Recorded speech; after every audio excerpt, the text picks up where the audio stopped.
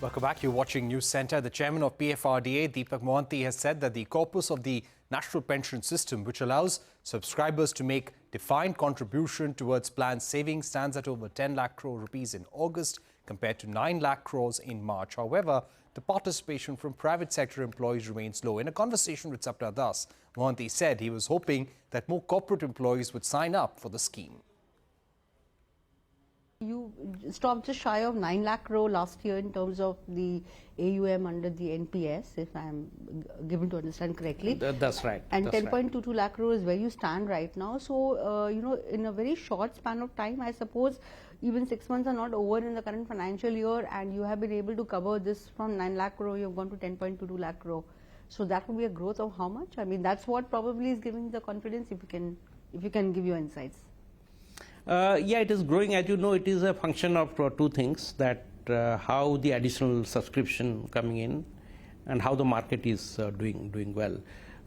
So both are doing well. The market, equity and debt markets are performing well, and we are also getting subscription money. So that's why it is showing a steady increase of 26-27% year on year, I'm saying.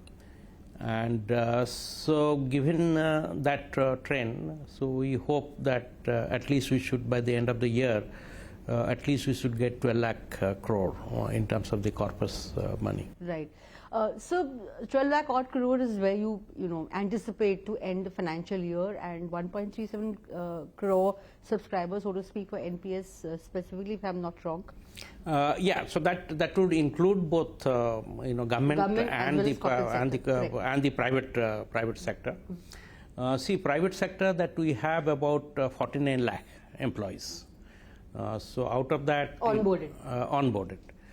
So 30 to 31 lakh that anybody can come in. What we call the all citizens model. There's a lot of scope for the corporate sector really to expand, because we have onboarded about 14,000 corporates.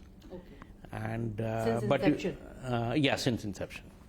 But now if you see that only 18 lakh employees have come, that means which would imply that many of those employees have not really come in. Because this is a voluntary scheme. The corporates have given them a choice whether they want to join or whether they want to come, or NPS and things like that. So I would think that partly because people don't have adequate knowledge and information about the benefits of NPS. So that is what we are going to do, that make the reach out to corporate employees, their human resource departments, to give more knowledge on the NPS and its positive aspects. So with that, we hope that more people come in. And the other thing that we are making a special attempt is the central public sector undertakings. Okay. So there are 200 odd central public sector undertakings. Out of that, 69 have completely come into the NPS system. So we have got good number. So the balance remaining that we have written directly to their MDs and CEOs, so that why not they come into the NPS side. And then one-on-one, then our people are also meeting them. So given that, if you see few of the this public sector undertakings come on board, so obviously we'll see the NPS numbers, both corpus and number of subscribers growing very significantly. So that would be there. And on the general space, that we have seen that there is kind of a gender imbalance in case of NPS. That if you see that it's 25 to 26% women in the whole cohort of NPS that we have. So obviously that given kind of 50-50 breakup, so there is scope for more women coming on board in that process. So the campaign that we have launched, so that they're getting more targeted, that towards family, towards spouse, so people become much more aware. At least those who can really afford, not only taking NPS for them, they can take for their spouse and eligible children. Sir, just one question I want to ask here, out of curiosity rather than expecting something really on that front.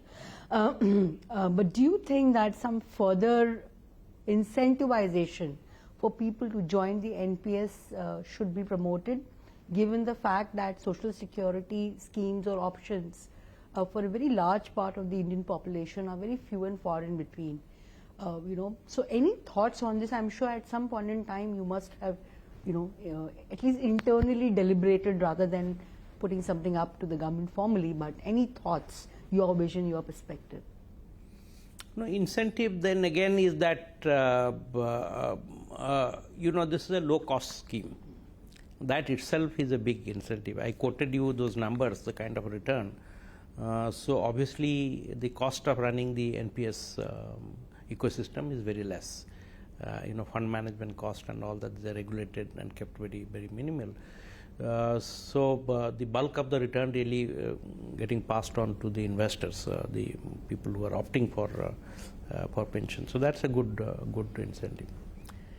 And also the entry threshold has been kept very low. For example, somebody with 1,000 rupees can open an NPS account. And somebody younger. But you have to do that at a very, very young age. Yes. For the corpus to actually really build up substantially. Thus, you are absolutely right. So that is the kind of knowledge that we are trying to give, that retirement planning should really start. Mirroring the EPFO without making it mandatory. Yes, without making it, because that is how the challenge comes, because it is not mandatory. So then we have to use the nudge. And then you can little harder nudge. For example, the way I was saying CPSC, the central public sector undertakings, because many of them have already come in. Government is already on board. So that is what we are doing.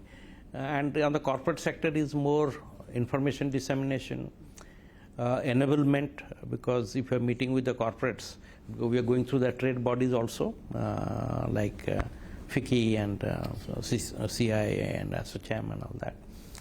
And also talking to their senior management. With that, it's a wrap on this edition of News Center. More news and updates continue right here.